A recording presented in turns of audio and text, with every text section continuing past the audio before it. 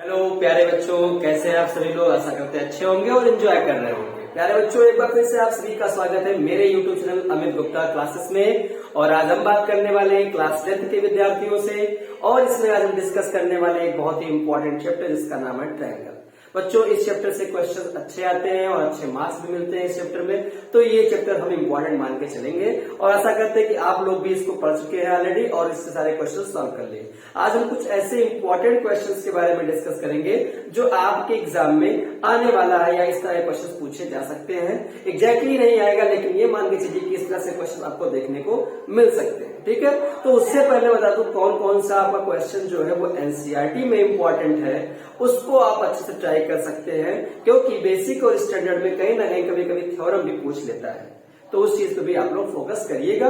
तो पहले हम एनसीईआरटी कोर्स बुक को डिस्कस कर ले, उसके बाद कुछ क्वेश्चंस आपको हम कराते हैं और आप उसको ट्राई कीजिएगा।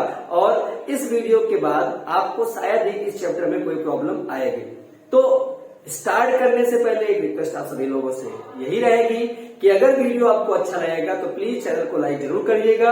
और साथ ही साथ अगर आप नए हैं चैनल पे, फर्स्ट टाइम देख रहे हैं चैनल को, तो आप आज इसको सब्सक्राइब कर लीजिएगा ताकि आपको आने वाले जो अपकमिंग वीडियोस है, जो भी मैथ्स से रिलेटेड प्रॉब्लम्स हैं, उसके जो वीडियोस हैं वो आपको आसानी से मिल सके।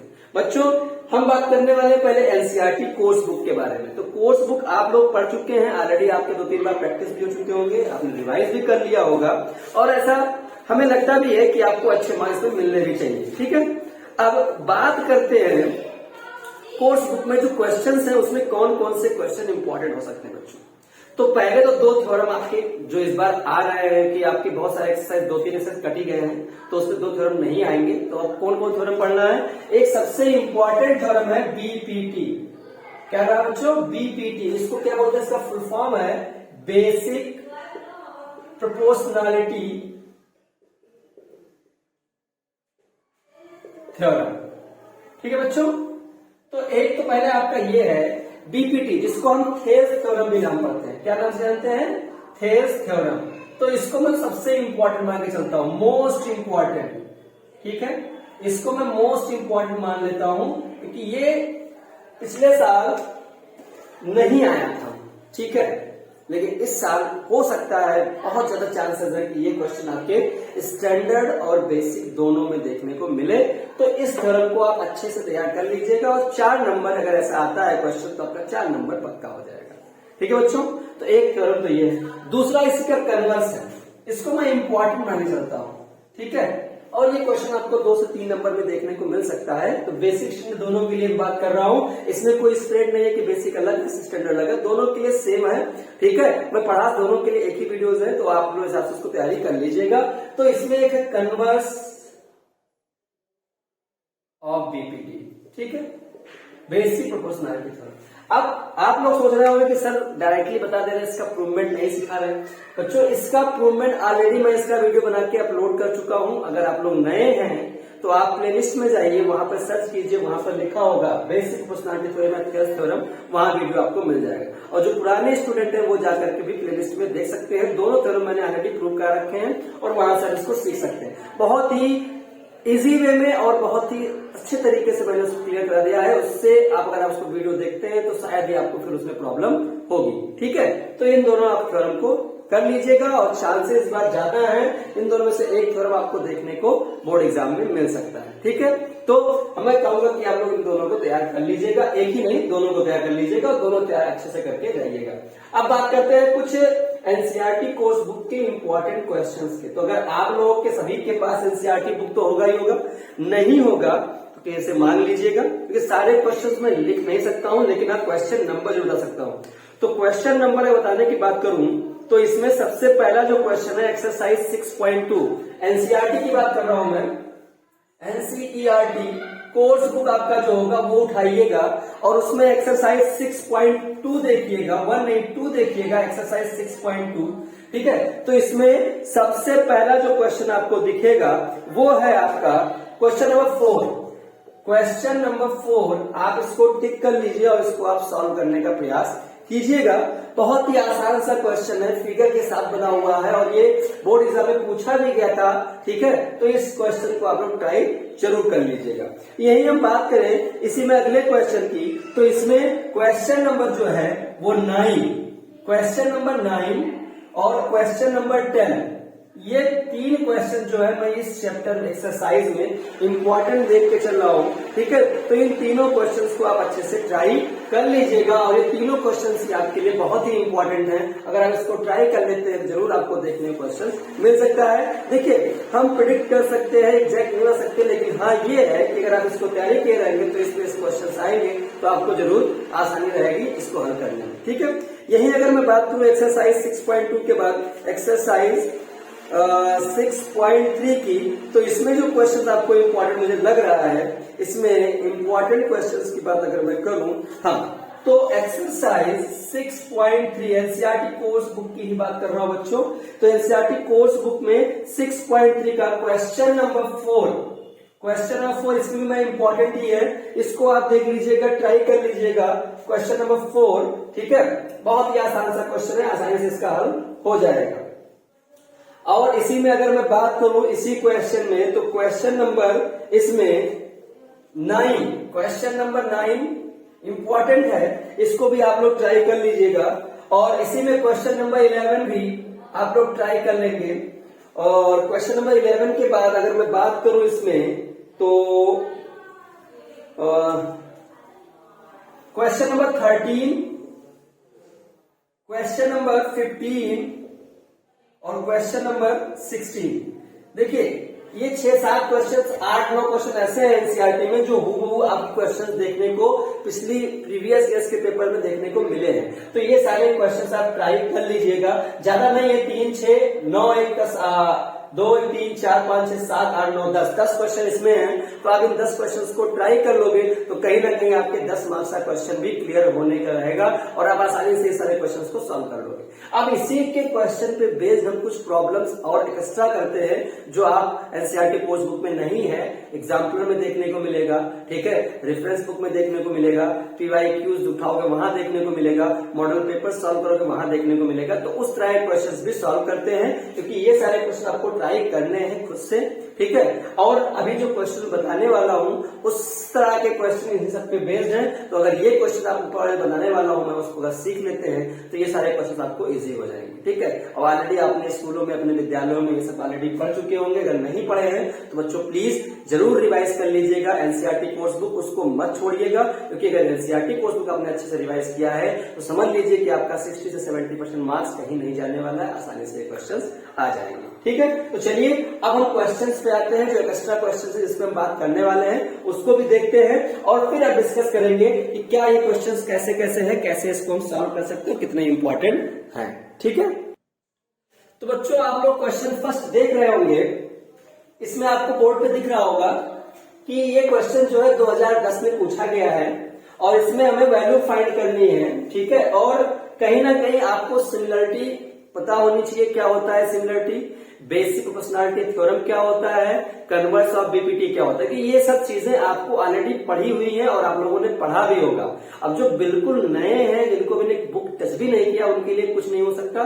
ठीक है, वो अपना मेहनत जोरों शोरों से करें, और जो जरा सा भी मन लगा के पढ़े हैं, पता होगा क्या होता है बीपीटी, तो ये सारे क्वेश्चन बहुत ईजी उनके लिए लगेंगे। चलिए डिस्कस करते हैं पहले क्वेश्चन पे। कह रहा है कि इन द गिवन फिगर, ये आपका फिगर है और इसमें कहा गया है एमएन जो है वो एबी के पैरेलल है, एमएन जो है वो एबी के पैरेलल है और बीसी इज इक्वल टू 7.5 दे रखा है, पूरी वैल्यू बीसी यहां से यहां तक की वैल्यू दे रखी है 7.5 सेंटीमीटर। और सुनो, अब दे रखा है एएम, एएम कितना दे रखा है 4 सेंटीमीटर बच्चों, एम क्या दे रखा है 4 सेंटीमीटर और एमसी क्या दे रखा है एमसी, एमसी दे रखा है आपका 2 सेंटीमीटर बच्चों। ठीक है, हमें क्या निकालना है बच्चों, बी एन निकालना है। क्या निकालना है बच्चों, बी एन, हमें ये वैल्यू फाइंड करनी है। ये क्या होगा, इसका आंसर आपको पता करना है। तो बहुत आसान सा क्वेश्चन है। सबसे पहले मैं आपको ओरली बता देता हूं कि डिफिनीशन होता क्या है बीपीटी का। तो बीपीटी में ध्यान रखिए, जब कोई लाइन किसी ट्रायंगल के तीसरे, कोई ट्रायंगल है और उस ट्रायंगल में कोई एक लाइन खींची जाए और ये लाइन जो है वो किसी एक ट्रायंगल के साइड के पैरेलल हो तो ये अदर टू साइड को इक्वल रेशियो में डिवाइड करता है, ये कहलाता है बीपीटी यानी बेसिक प्रोपोर्शनैलिटी थ्योरम यानी थेल्स थ्योरम। ठीक है। और कन्वर्स क्या कहता है? कन्वर्स कहता है कोई ट्रायंगल है और कोई लाइन इस प्रकार खींची जाए कि जो इसको इक्वल रेशियो में डिवाइड करे तो ये लाइन जो होगी वो इसके पैरेलल होगी, तो ये कहलाता है कन्वर्स ऑफ बीपीटी। ठीक है। तो हमें इसमें कहीं ना कहीं अगर फिगर आप देखो तो कंडीशन से पता चल गया हमें गिवन क्या था, एमएन पैरेलल एबी। तो गिवन क्या है हमारे पास, बहुत आसान सा क्वेश्चन है और थोड़ा सा इजी वे में आप लोग करोगे, मैं समझा रहा हूं इसलिए टाइम ज्यादा लगेगा, लेकिन आप इसको जब क्वेश्चन देखोगे तो फटाक से क्वेश्चन हो जाएगा।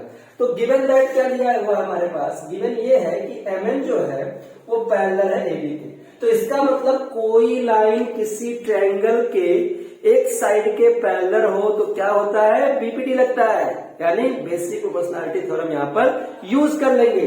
तो बेसिक प्रोपोर्शनैलिटी थ्योरम क्या कहता है कि अगर कोई लाइन किसी थर्ड साइड के पैरेलल है ट्रायंगल के तो वो अदर टू साइड को इक्वल रेशियो में डिवाइड करता है। तो इक्वल रेशियो में अदर टू साइड्स कैसे होंगे, अगर मैं ट्रायंगल चेक करूं तो ये लाइन इसके पैरेलल है तो यहां से मैं लिख सकता हूं कि ए बी जो होगा, ध्यान सुनिए बच्चों, ए बी जो होगा वो क्या होगा, ए एम, ऐसे भी कह सकते हो A B upon M N, ये भी हो सकता है, ध्यान रखिएगा, कंफ्यूज मत होइएगा। A B upon M N लिखना पड़ेगा, एम एन। ठीक है, क्योंकि आपने अभी तक जो प्रूव किया वो दूसरा उस साइड का रेशियो इक्वल दिखा रहा ना, लेकिन यहाँ पर ये भी याद रखिएगा कि अगर ये साइड है और पैरेलल भी है तो इसका रेशियो भी इक्वल होगा। तो A B upon M N equal होगा किसके, ए एम अपॉन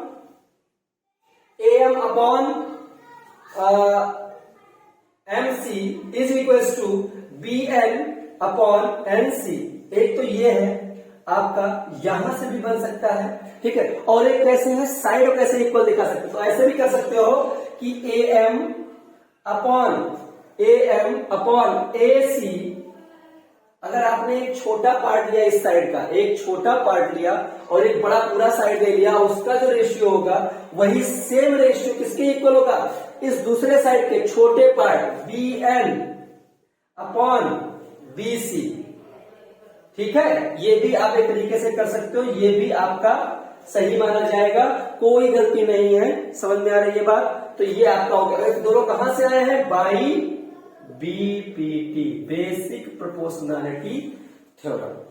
ठीक है बच्चों, अब जरा चेक करो हमें निकालना क्या था, हमें निकालना था बीएन। तो बीएन मिल रहा है यहां पर भी, यहां पर भी।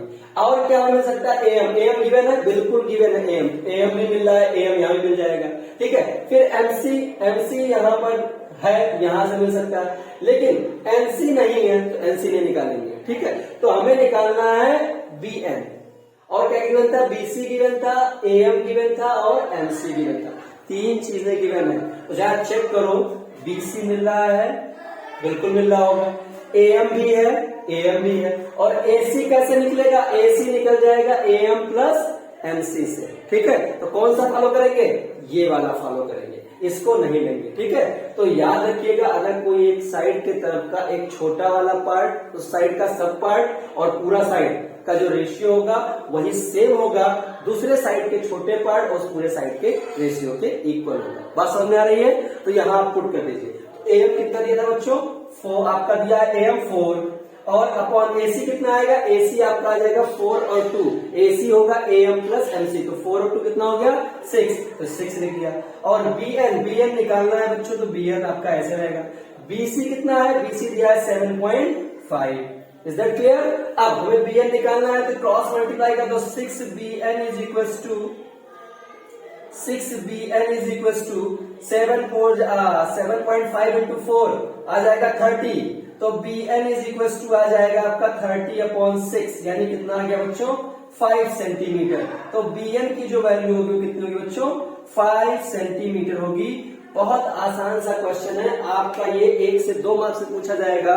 ठीक है, तो कंफ्यूज मत होइएगा, बहुत इजी है और आराम से इसको कर सकते हैं। बशर्ते आपको केवल ये बनाना आना चाहिए। तो ये ध्यान रखिएगा, जो आपके थ्योरम में लिखा है उसमें साइड का रेशियो दिया है, तो हम यहाँ पर क्या किए हैं, अगर हम किसी साइड के एक छोटे पार्ट को और एक बड़े साइड को पूरा लेते हैं तो उसका जो रेशियो होता है वही सेम होगा इस छोटे पार्ट के अपॉन बड़े रेशियो के। तो ये चीज होगी। ऐसे ही क्या कर सकते हैं, अगर हम यहाँ एमसी लेते तो एमसी अपॉन एसी लेते तो यहाँ क्या बनता, एनसी अपॉन बीसी बनता।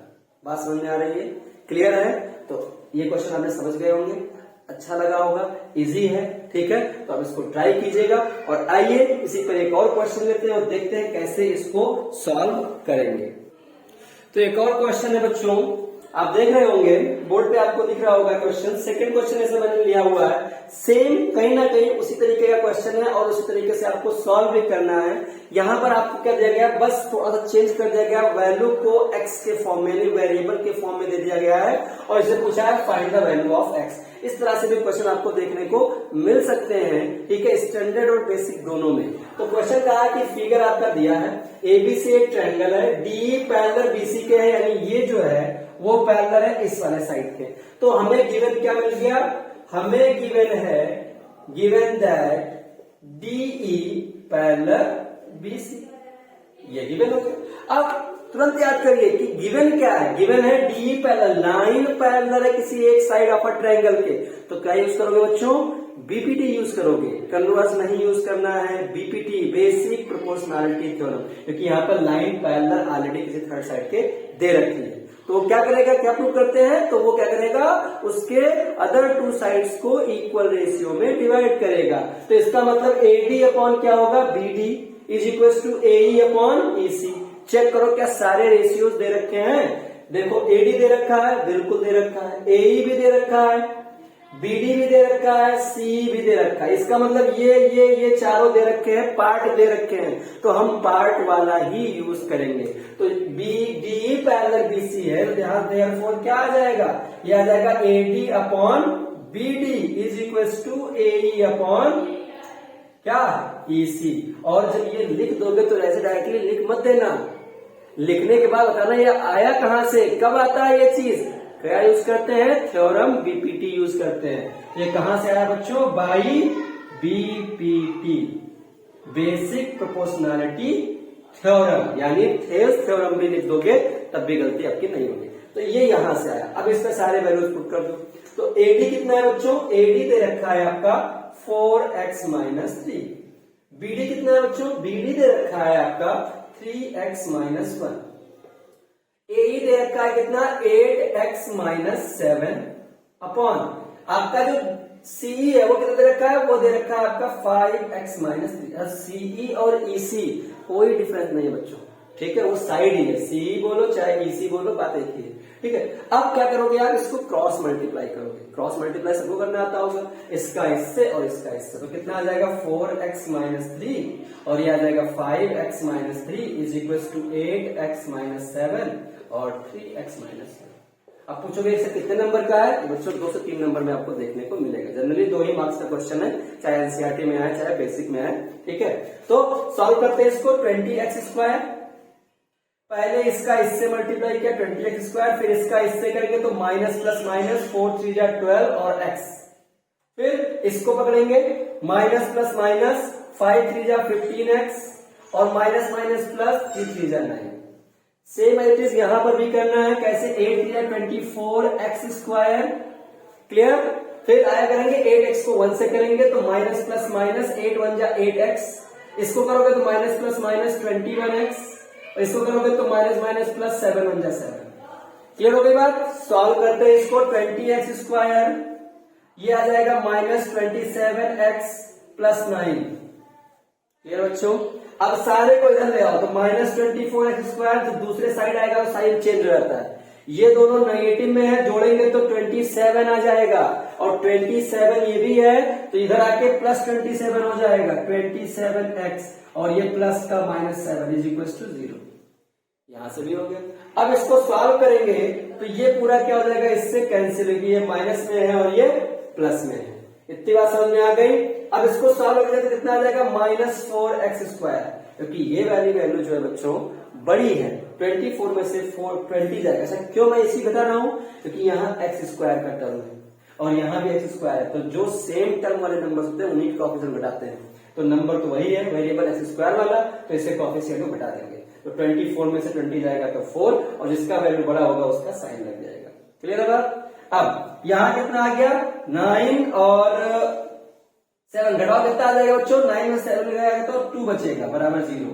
तो -4 x square is equal to -2, तो x square is equal to -2 upon -4, minus minus cancel, 2 1 जा 2 2 जा, तो यहां से बच्चों x square is equal to 1/2 आ गया, 1/2 आ गया। तो एक्स की वैल्यू कितनी, under root 1/2,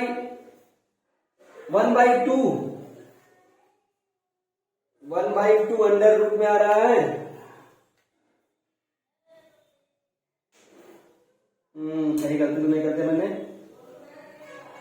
minus plus minus, यहां से माइनस माइनस प्लस माइनस हो जाएगा, 2 आ जाएगा,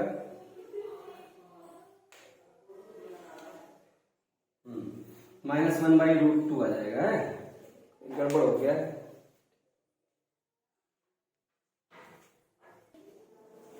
कहाँ गड़बड़ है बच्चों, कहीं तो गड़बड़ लग रहा है इसमें। इससे इससे कर लिया, इसका इससे कर लिया, ठीक है, इसका इससे 9 आ गया, 8 से 24 एक्स स्क्वायर आ गया, 8 1 जा 8 एक्स आ गया, माइनस से 21 एक्स आ गया, minus minus plus 24 x square आ गया 8। अच्छा यहाँ गड़बड़ हो गया, जाता लीजिएगा, यहाँ थोड़ा सा गड़बड़ हो गया बच्चों, ये आपका थोड़ा सा गड़बड़ हुआ है। 20 x square minus 27 x plus 9, ये आएगा तो -24 एक्स स्क्वायर हो जाएगा, और ये माइनस आपका 29 आएगा। 8 और 21 29 होता है, तो यहाँ आके प्लस 29 एक्स आ जाएगा, ठीक है, क्योंकि ये माइनस में आके प्लस हो जाएगा, और यहाँ -7 इज इक्वल टू 0। अब इसको सॉल्व करेंगे तो जाएगा माइनस, घटाओगे तो -4 एक्स स्क्वायर, और ये 29 में 27 जाएगा तो 2x, और प्लस माइनस माइनस आपका हो जाएगा, 9 में 7 गया तो 2 बचेगा, इज इक्वल टू 0। यहाँ सब में 2 कॉमन दिख रहा होगा, दिख रहा है ना, तो सब में 2 कॉमन है तो -2 कॉमन ले लो, -2 कॉमन ले लिया, यहाँ आ गया एक्स स्क्वायर, ठीक है बच्चों। अब एक्स स्क्वायर ये पॉजिटिव हो जाएगा, ये भी निगेटिव, माइनस कॉमन लेने पे ये निगेटिव, और ये भी निगेटिव ही आ जाएगा, 1 इज इक्वल टू 0। अगर नहीं समझ में आ रहा है तो मल्टीप्लाई करके देखो, माइनस प्लस माइनस 2 यहाँ 2x स्क्वायर, 2 2 जा 4x, ठीक है, और यहाँ पर माइनस माइनस माइनस प्लस 2 1 जा 2x, माइनस माइनस प्लस 2 1 जा 2, तो ऐसे आपको दिखेगा। तो ये आपका मल्टीप्लाई में है, इधर आके डिवाइड हो जाएगा, यानी 0 बन जाएगा। तो यहाँ से क्या आ गया आपका value, 2x square minus x minus 1 is equal to 0। ये भी क्वाड्रेटिक बना है बच्चों, तो हमें तो वैल्यू पूछा है x की, तो इस क्वाड्रेटिक इक्वेशन को भी हम लोग सॉल्व करेंगे। तो सॉल्व करते हैं, इसको क्या मिलेगा आपको, या देखो तो 2x square minus x minus 1 is equal to 0। हमें सॉल्व करना है, कैसे फैक्टराइज करते हैं, फर्स्ट और लास्ट का मल्टीप्लाई करते हैं। तो 2 1 जा 2x स्क्वायर, साइन के साथ माइनस प्लस माइनस। अब इसको 2 पार्ट में आपको 2 नंबर्स लेने हैं, मिडिल स्प्लिट को ऐसा करना है कि मल्टीप्लाई करने पे 2x स्क्वायर आए और घटाने या जोड़ने पे 1 आए। तो हमने देखा 2 और 1, हमने ये देख लिया कि 2 1 जा 2 होता है, 2 में से 1 जाता है तो 1 आता है, लेकिन यहाँ माइनस लाना है, तो बड़े वाले को माइनस में, छोटे वाले को प्लस में, यहाँ x यहाँ भी x, तो ये आपका टूट गया, और वैल्यू फाइंड करने पे आपका आंसर भी दे रहा है। तो यहाँ सॉल्व करेंगे तो जाएगा 2x स्क्वायर, और इसको मैं लिख सकता हूँ -2x plus x minus 1 is equal to 0। इसको बोलते हैं फैक्टराइज बाय मिडिल स्प्लिटर, ठीक है। तो यहाँ से तो 2x यहाँ से कॉमन बन रहा है, यहाँ से बचा x, यहाँ बचा -1, और यहाँ कोई कॉमन नहीं है, जहाँ कुछ कॉमन नहीं होता वहां +1 होता है, और प्लस कॉमन लेने पे 1 साइन चेंज नहीं होते हैं, तो यहाँ से x माइनस 1 ही बचेगा। अब सेम फैक्टर नीचे ब्रैकेट में है, तो इसको एक तरफ लिख लेते हैं, और यहाँ 2x minus plus 1 is equal to 0, x minus 1 is equal to 0 एक बार करेंगे, और 2x plus 1 is equal to 0 एक बार करेंगे, तो x बराबर आ जाएगा 1, और यहाँ से x बराबर 2x बराबर -1, तो x बराबर आ जाएगा -1/2। तो आपके x की 2 वैल्यू आ गए। उसने पूछा x की वैल्यू बताओ क्या होगी, सही वैल्यू क्या होगा। तो बच्चों ध्यान रखिएगा कि साइन कभी भी निगेटिव नहीं होता है, साइन कभी भी निगेटिव नहीं होता है। जहां किसी वैल्यू में चेक करके जहां x है वहां पर -1/2 रखोगे तो कोई ना कोई साइड आपको निगेटिव दे देगा, इसलिए इसको हम यूज नहीं करेंगे, ठीक है। हम क्या मानेंगे, x is equal to 1। Hence the possible value of x, the possible value of x is equal to 1 for, ठीक है, पर इतना ही लिख दीजिएगा, आपका आंसर हो गया। और वहां आपको चेक कर लेना कि -1/2 क्यों नहीं हो सकता।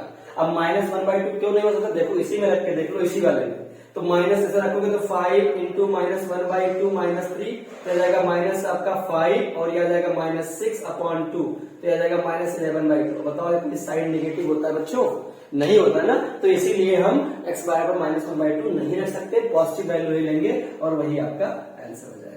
ठीक है, तो ये था आपका क्वेश्चन। कभी कभी क्वेश्चंस में आपको ऐसे भी देखने पड़े हैं, आपने क्वाड्रेटिक क्वेश्चन में ये सब फैक्टराइज करना, लेकिन ये सेक्टर 6 में भी आ गए, कोई प्रॉब्लम नहीं, हमें करना है भाई, क्या कर सकते हैं। अब इसके अब क्वेश्चन अगर ऐसा आएगा तो क्या छोड़ दोगे? नहीं छोड़ सकते ना। तो इस तरीके से क्वेश्चंस भी आपको पूछे जा सकते हैं, तो इसको भी आप अच्छे से ट्राई कर लीजिएगा। एक बार अच्छे से वीडियो देखिए, स्टेप को पकड़िए और स्टेप पकड़ने के बाद इस तरह से क्वेश्चंस आपके जितने भी सैंपल पेपर्स में दिए गए हैं, जहां से भी आपको मिलता है वहां इस तरह क्वेश्चंस को सॉल्व करिए और प्रैक्टिस कर लीजिएगा।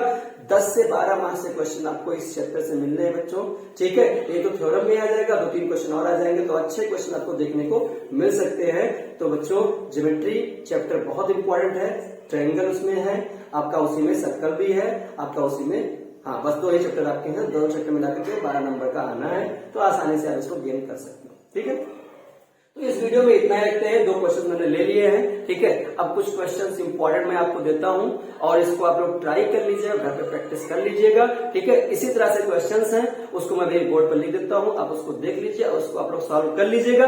और जब आप सॉल्व कर लेंगे तो उसके बाद आप लोग इसकी प्रैक्टिस कर लीजिएगा और अच्छे से पेपर दीजिएगा, ठीक है। चलिए मैं क्वेश्चन आपको लिख के बता देता हूं बच्चों। अब जो क्वेश्चंस हैं ये आपको खुद सॉल्व करने हैं, क्योंकि जो मैंने क्वेश्चन पढ़ाया है आपको, दोनों क्वेश्चन जो मैंने सिखाया है उसको आप ट्राई कीजिएगा और उसको अच्छे से प्रैक्टिस कर लीजिएगा कि उस तरह से क्वेश्चन आपको देखने को मिले हैं तो आप आसानी से कर ले जाए। अब उसी पे तरीके से बेस्ड ये भी सारे क्वेश्चंस हैं। तो ये 3 क्वेश्चन मैंने एमसीक्यू आपको लिए हैं, और भी क्वेश्चंस मैं अभी आपको कराऊंगा। इसका सेकंड पार्ट वीडियो भी मैं आपको प्रोवाइड कराऊंगा, जिसमें सिर्फ और सिर्फ क्वेश्चंस पे डिस्कस किया जाएगा, जो एमसीक्यू में भी होंगे, इम्प्रूवमेंट भी होंगे। तो वो सारे क्वेश्चंस मैं आपको जल्दी प्रोवाइड कराऊंगा, तो वो क्वेश्चन भी आपको मिल जाएंगे। ये 3 क्वेश्चन मैं आपको इसलिए होमवर्क दे रहा हूं ताकि जो आपने पढ़ा अभी इस वीडियो को देखने के बाद ये वीडियो आपके लिए हेल्पफुल हो, इसके लिए मतलब आपका वेस्ट ना जाए कि आपने देखा और आप उससे कुछ सीख ना पाए। वो तो सीखेंगे ही सीखेंगे, लेकिन उसका अप्लाई कहाँ करेंगे उसके लिए से मैंने 3 क्वेश्चन मैंने आपको दे दिए। तो इन तीनों क्वेश्चंस का आंसर मुझे आप बताइए कितना इसका आंसर आया है। मैं क्वेश्चन समझा देता हूँ। ये दिया गया है, फिगर दिया गया है कि ट्रायंगल 2 आपको दिख रहे हैं, ए बी सी और PAPQ 2 ट्रायंगल हैं, और 2 ट्रायंगल में एक कंडीशन दे रखा है, सबको बताना है कि आपको AQ किसके इक्वल होगा, AQ किसके इक्वल होगा। ये सिमिलर है बच्चों, तो सिमिलर है तो ध्यान रखिएगा। सिमिलरिटी में क्या होता है, सिमिलरिटी में ये होता है कि अगर 2 ट्रायंगल सिमिलर हैं तो उनके करस्पॉन्डिंग एंगल्स जो होते हैं वो इक्वल होते हैं, और जो करस्पॉन्डिंग साइड्स होते हैं वो इक्वल रेशियोज में होते हैं। इक्वल नहीं, इक्वल रेशियोज में होते हैं। यानी अगर मैं बात करूं PA की तो AP क्या होगा, वो इक्वल होगा AC के, ठीक है। अगर AQ की बात करूं तो किसके इक्वल होगा, AB के। ऐसे PQ किसके इक्वल होगा, BC के। तो इस तरीके अपॉन, सॉरी इक्वल नहीं, अपॉन में AP upon AC is equal to AQ upon AB is equal to PQ upon BC, यानी साइड जो उनके होते हैं वो रेशियोज में होते हैं। तो उस पर रख करके अप्लाई करके इसका आंसर यहाँ से निकाल लीजिए, कोई 2 साइड रेशियोज में एक को दिखा करके।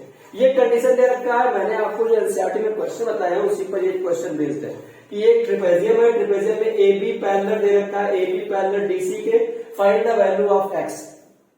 ये क्वेश्चन आपने प्रूव भी किया होगा, एनसीईआरटी कोर्स में लिखा हुआ है। तो उस क्वेश्चन में क्या कर रहे थे हम लोग, एक AB के पैरेलल एक लाइन खींचते थे यहाँ से O से, जहां पर ये इंटरसेक्ट हो रहा है ना, यहां से हमने एक लाइन खींचते थे, फिर उसके पैरेलल दिखाते थे कि अगर ये इसके पैरेलल है तो क्या लग गया था, एक्सियम्स की ये लाइन अगर इसके पैरेलल खींचा है तो ये ऑलरेडी DC के पैरेलल दिया था, और DC भी क्या होगा, इसके पैरेलल होगा। इसलिए क्या होंगे, ये जो होगा इसका जो रेशियो होगा वो इसके डायगोनल के रेशियो के इक्वल होगा। तो इन 2 डायगोनल जो इंटरसेक्ट करते हैं उन्हीं का रेशियो निकाल के आप इसको आंसर बताइए X की वैल्यू क्या आएगी। I am waiting in a comment section, ठीक है। तो यहां से आपका क्वेश्चन सॉल्व करना है। दूसरा दे रखा है 2 ट्रायंगल्स ABC एंड PQR।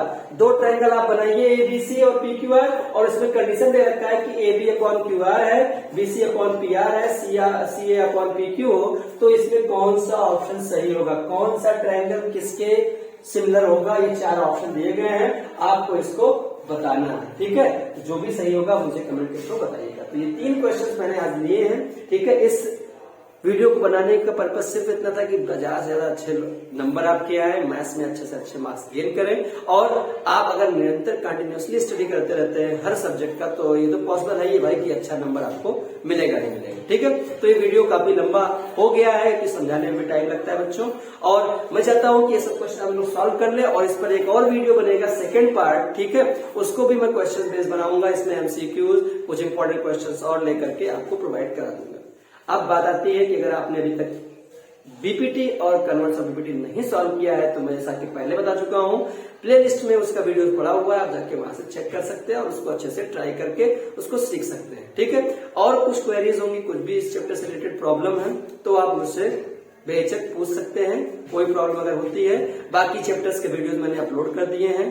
बार बार मैं कह रहा हूं कि अगर आपको कोई फ्रेंड है, कुछ भी दोस्त है जो आपको कहीं बर्डन में प्रॉब्लम हो रही है, आप सर्च कर रहे हो वीडियोस नहीं मिल रहा है, तो आप simple Amit Gupta class search कीजिए, वहां पर सारे प्लेलिस्ट की वीडियोस पड़े हैं, और बहुत ही इजी वे मैंने पढ़ाया है और आसानी से आप उसको सीख सकते हैं, ठीक है। तो वीडियो अगर अच्छा लगा होगा बच्चों, तो प्लीज लाइक एंड शेयर करना मत भूलिएगा, और अगर चैनल पे नए हैं तो सब्सक्राइब करना मत भूलिएगा। मिलते हैं ऐसे ही इंपॉर्टेंट क्वेश्चंस के साथ, तब तक के लिए आप लोग स्टडी करते रहिए। Bye bye.